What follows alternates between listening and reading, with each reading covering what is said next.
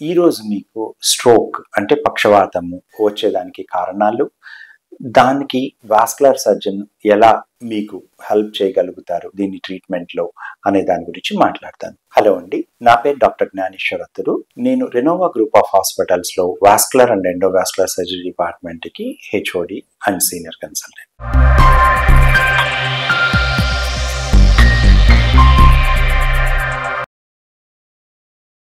మీకు తెలిసే ఉంటుంది, పక్షవాతము అనేది ఒక ఏజ్లో వస్తుంది.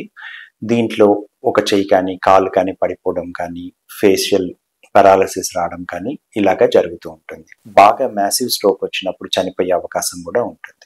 ఇలా రావడానికి ముఖ్యంగా 2 పద్ధతులు ఉంటుంది. ఒకటి, మెదడులో రక్తనాళాలు చిట్లి రక్తం రావడం కానీ, లేదా ఈ రక్తనాళంలో బ్లాక్ అయ్యి ఆ బ్లడ్ సర్క్యులేషన్ ఆగిపోవడం వల్ల కానీ జరిగింది. వాస్కులర్ సర్జన్ అనేవాళ్ళు ఇలా మెదడులో రక్తం క్లాట్ అవడం వల్ల కానీ, బ్లాక్ అవడం వల్ల కానీ స్ట్రోక్ వచ్చే దాని గురించి దాన్ని ప్రివెంట్ చేయడం దానికి తోడ్పడతారు. ఇలా పక్షవాతం రాని వాళ్ళల్లో మీరు రొటీన్గా హెల్త్ చెకప్ చేసుకునేటప్పుడు మీరు హార్ట్కి మిగతా అవయవాలకి ఎలా ఎగ్జామిన్ చేసుకుంటారో అలాగే మెదడుకి వెళ్ళే రక్తనాళంలో బ్లడ్ సర్క్యులేషన్ ఎలా ఉంది అని చెక్ చేసుకోవడం వల్ల దాంట్లో బ్లాకేజ్ ఉందా అనేది ఐడెంటిఫై చేయగలుగుతాం. ఇలా ముందుగానే తెలుసుకుంటే దానికి ట్రీట్మెంట్ ఈదర్ మందులు ఇవ్వడం కానీ, ఆపరేషన్ చేయడం వల్ల కానీ, స్టెంటింగ్ చేయడం వల్ల కానీ ఫ్యూచర్లో స్ట్రోక్ వచ్చే అవకాశాన్ని తగ్గించవచ్చు. ఇలాగే ఒకసారి స్ట్రోక్ వచ్చిన వాళ్ళల్లో కూడా మనం పరీక్షలు చేసి ఈ మెదడుకి వెళ్ళే రక్తనాళంలో బ్లాక్ అయి ఉన్నాయి అని తెలుసుకోగలిగితే కన్నా దీనికి కూడా మళ్ళీ మనం మందులు ఇవ్వడమే కాకుండా ఆపరేషన్ చేయడం వల్ల కానీ, స్టెంట్ వేయడం వల్ల కానీ